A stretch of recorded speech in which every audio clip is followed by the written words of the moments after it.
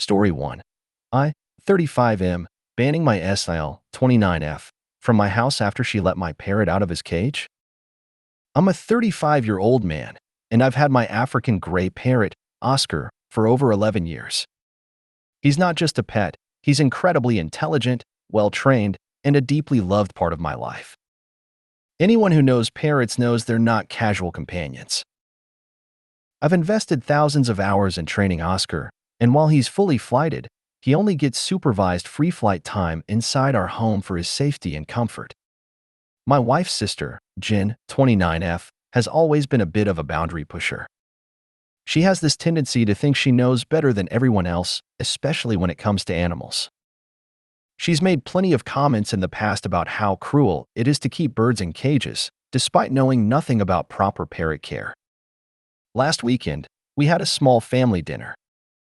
Before guests arrived, I made sure Oscar was safe and secure in his cage. He's nervous around new people, and I made it crystal clear that no one was to open his cage.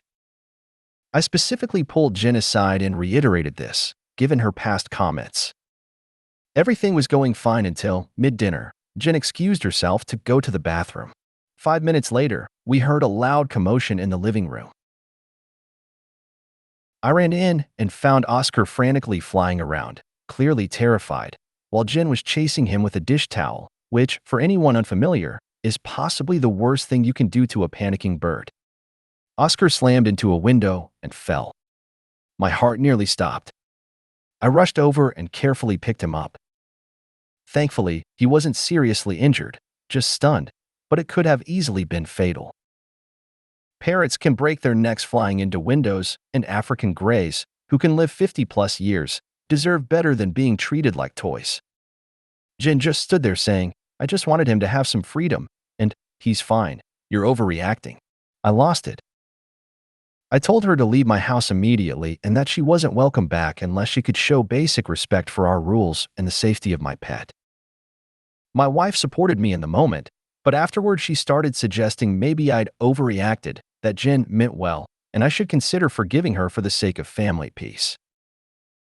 To make things worse, I later found out Jen had been using some website to generate fake, manipulated images of parrots in cages looking sad, which she shared online to argue how cruel bird ownership is.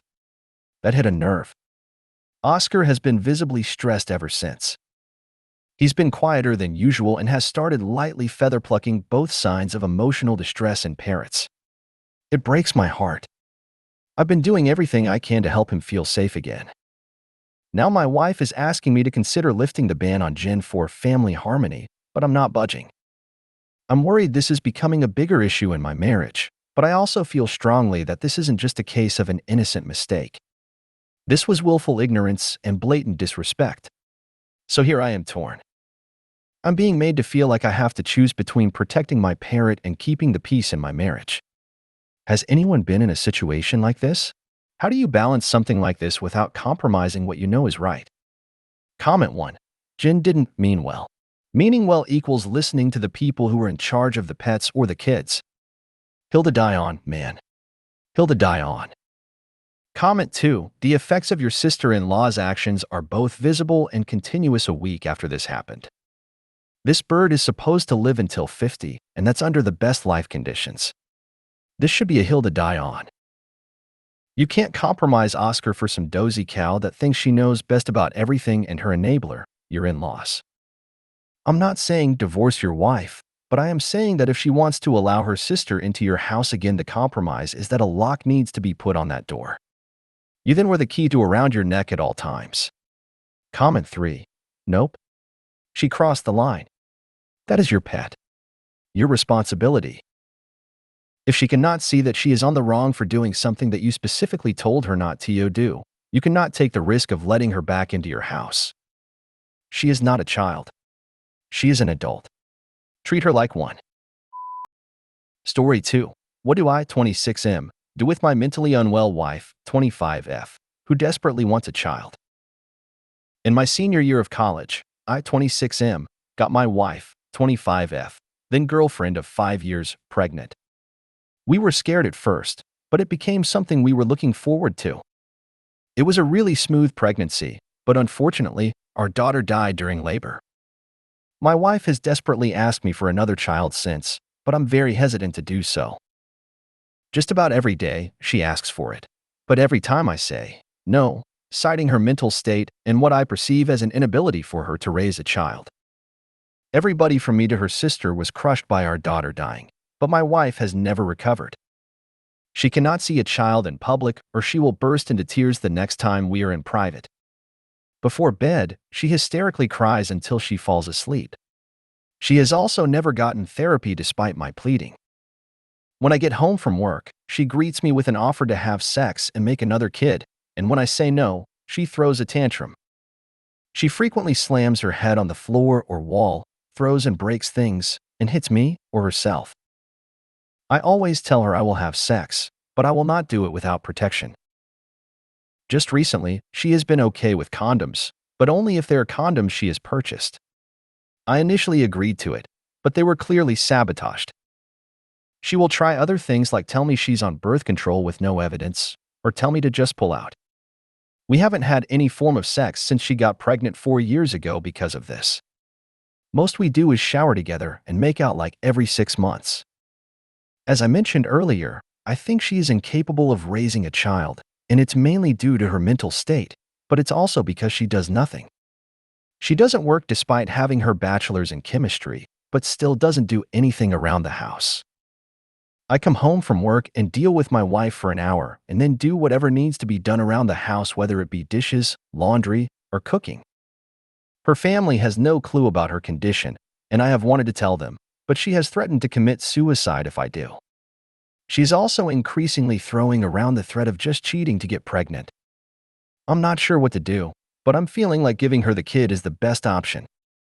Maybe I'm just being an awful husband. I don't know. How do I deal with her? Divorce is simply not an option. It never will be. Update. I'm at a hospital. I came home from work. She asked to have sex. I said no. She started losing it and said she was going to kill herself, threw a few things, and tried to hit me with a hammer. I called the police. I had been recording it on my phone in my pocket, showed them that, and now she's in the hospital for 72-ish hours. I called her parents, they're on their way over, and things go from here.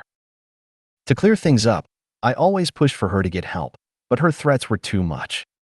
Clearly, I've been too much of a pussy or generally a bad husband. I always told her I wanted another child, but she would need to get better. She wanted to get pregnant unconditionally. If she cheated, I would make an exception to the no divorce stance. I would never raise someone else's kid. Also, she isn't abusive or anything of the sort. She doesn't hit nearly hard enough for me to cry abuse. It's simply not possible. Thanks for the input. Comment 1. Hear me out. This is above Reddit's pay grade.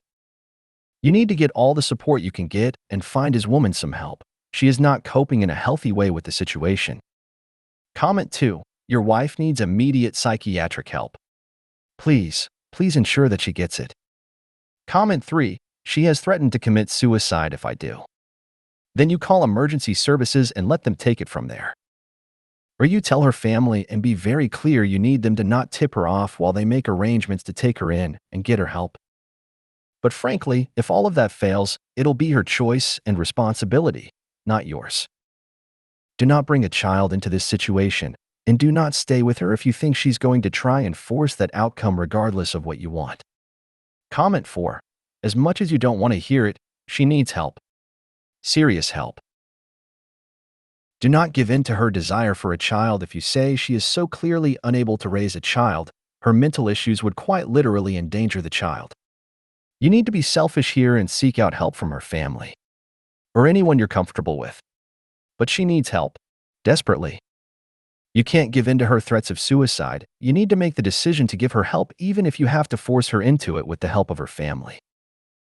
If you don't get her help soon, there's a chance she will harm herself anyway even without you telling her family about her problems. I'm so sorry you're going through this. Getting help and removing all the pressure from you being the only person dealing this will take a huge stress off your shoulders too. Comment 5. Do not get her pregnant. That is the worst option bar none. She needs to get well. The time has come to get her serious, urgent help. Regularly banging her head into the floor and wall? Hysterical crying every night? Threats of suicide? This poor woman is very ill.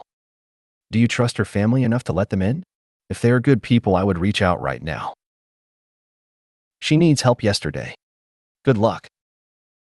Comment 6. You need to have an emergency meeting with her family and close friends to let them know how bad it is and stage an intervention where the only option for her is long-term inpatient psych care. Story 3. Is it okay if I 24M never share my kink with my partner, 23F, because I'm afraid it's too weird? I'm in a dilemma about whether to share my kink with my partner, 23F, and I'm looking for perspectives beyond the usual be completely open advice. I, 24M, understand that some kinks are deal breakers for many people, and I don't want to risk losing my relationship. I've seen the advice on Reddit shift drastically when someone describes a truly out there fetish. Suddenly, the comments change from kink shaming is wrong to I would leave you over that. So, I'm wary of blanket statements about openness. My main concern is honesty versus relationship preservation.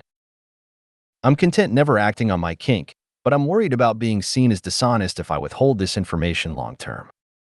I've seen posts where people are deeply hurt and disgusted to discover a partner's hidden, horrifying kink, even years into the relationship.